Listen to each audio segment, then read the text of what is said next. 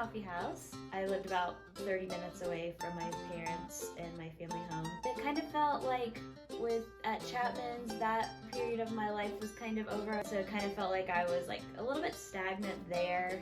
And I like to always be like learning, growing, moving. My world was so small. I hadn't like done a lot with my life, and I was like getting older. Ohio is pretty in its own way, but Washington's like a whole nother level. And I had a friend, a really good friend, that was willing to do it with me, Emily. She gave like kind of that last final thing, was like, yep, we're doing this together. You're the worst. Now I work in social work, and that's like the core of who I am. I just love being with people, and I love connecting with people. With our parents, having such an open house, like we just had our neighbors over constantly. Our parents were like very welcoming and like encouraged us kids to be that way. I met Heidi. She just like blew my mind, because she was like doing all this work in her local town that was so cool, and I was just like, this is what I want to be doing.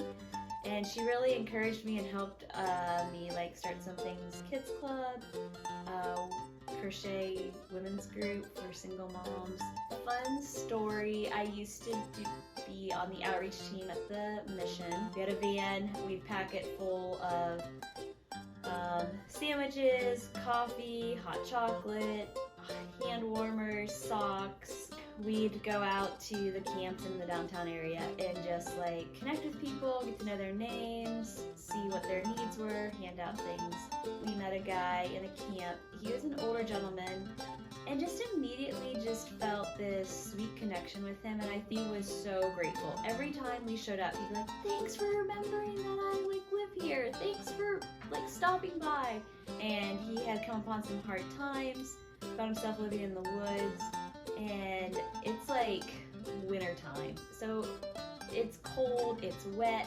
Me and Noda ended up going out and doing an intake to get him on the list for a tiny house. It could take months to get a tiny house, even if you are on the list.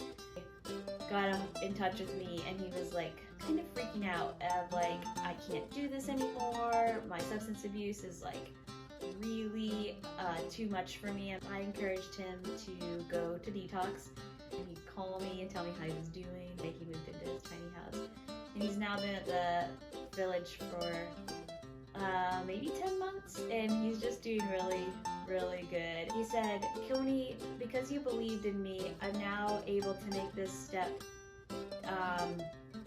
to like move forward with my life. And I was like, that really was so kind and like spoke towards me. And I think what it is, it's like consistently showing up in somebody's life and telling them that they are valuable, that they have worth, that you like believe in their goodness, and that you know that they're trying.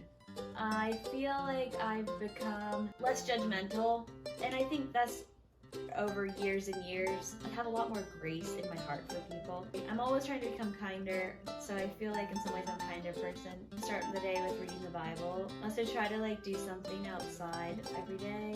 I make a lot of my own food. I love the North Cascades so much. That is so funny. I used to do outreach at Kilmeny. We'd go up and down the alleys, and I used to have, I had coexisting disorders with drug abuse. I've been addicted to amphetamines since I was 6 years old, and it's really hard for me to say no, but when I'm handing out pastries in the alley, I'm there for a purpose and a reason and a mission to get this to these people, and I'm not worried about drugs. I'm not thinking about drugs, even though there's drugs right in front of me. And I think it's a really good therapy, really. Nice. I Yeah. love that. Thanks, Mark.